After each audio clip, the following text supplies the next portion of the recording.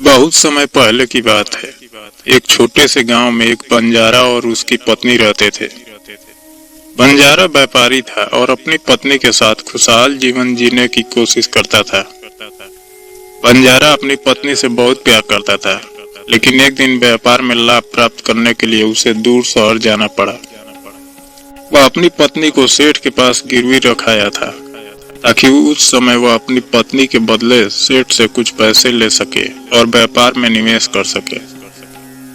बंजारे ने अपनी पत्नी को सेठ के पास गिरवी रख दिया और शहर के लिए निकल पड़ा।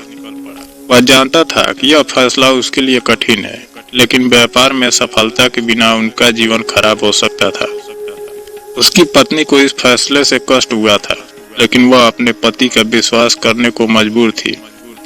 बंजारे ने अपनी पत्नी से वादा किया कि वह जल्द ही वापस लौटेगा और उसे अपने साथ घर ले जाएगा। रात को जब बंजारे की पत्नी सो रही थी, तो सेठ के मन में बुरी नीयत आ गई।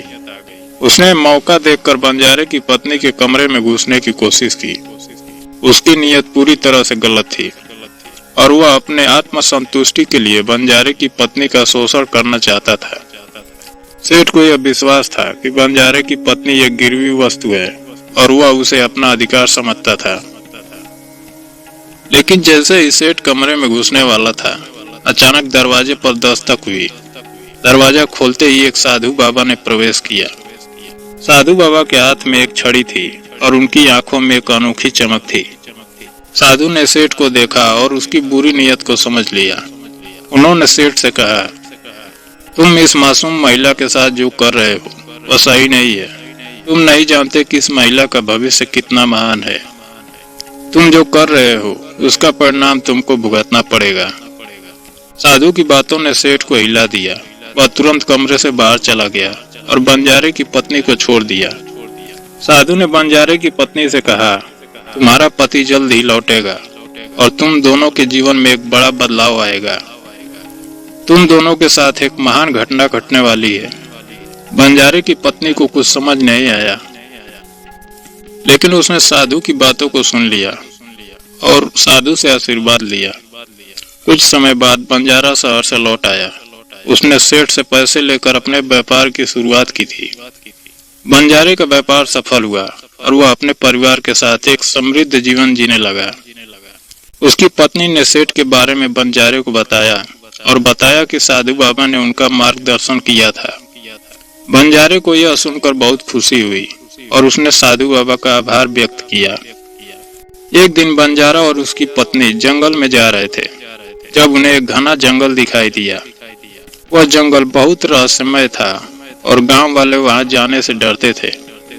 बंजारा और उसकी पत्नी इस जंगल में कुछ नया खोजने की उम्मीद में गए थे। वे कुछ समय तक जंगल में चलने के बाद एक पुराने पेड़ के नीचे पहुंचे। पेड़ के नीचे एक पुराना खजाना दबा हुआ था, जिसे ढूंढने का कोई तरीका नहीं था। लेकिन अचानक उन्हें साधु बाबा की याद आई। उन्होंने सोचा कि यह वह जगह हो सकती है जहां साधु बाबा ने उन्हें बताया था कि उनके जीवन में कोई बड़ा बदलाव आने वाला है। बंजारे ने उसी स्थान पर खुदाई शुरू की और कुछ ही समय बाद उन्होंने एक पुराना खजाना पाया। वह खजाना उनके पूर्वजों का था और उसमें सोने चांदी की बहुमूल्य वस्तुएं छिपी हुई थी। बंजारे और उसकी पत्नी ने वह खजाना पाया, लेकिन यह सिर्फ एक भौतिक संपत्ति नहीं थी, बल्कि इसके साथ एक रहस्यमय कागज भी था, जिस पर पुरानी लिपि में कुछ लिखा था। कागज में लिखा था, जो इस खजाने को पाएगा उसका जीवन अब पहले जैसा नहीं रहेगा।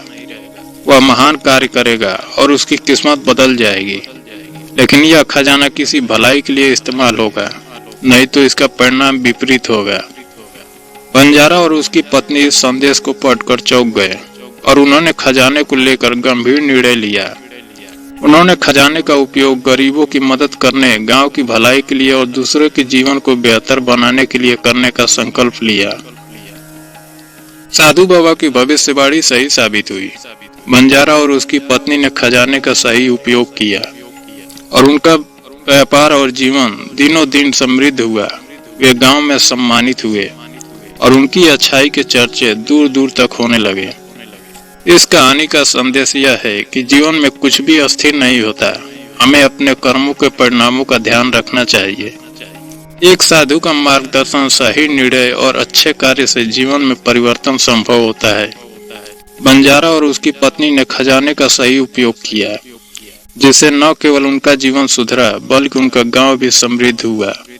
यह कहानी हमें यह भी सिखाती है कि भौतिक संपत्ति से अधिक महत्वपूर्ण आस्था, सही मार्गदर्शन और अच्छे कर्म होते हैं।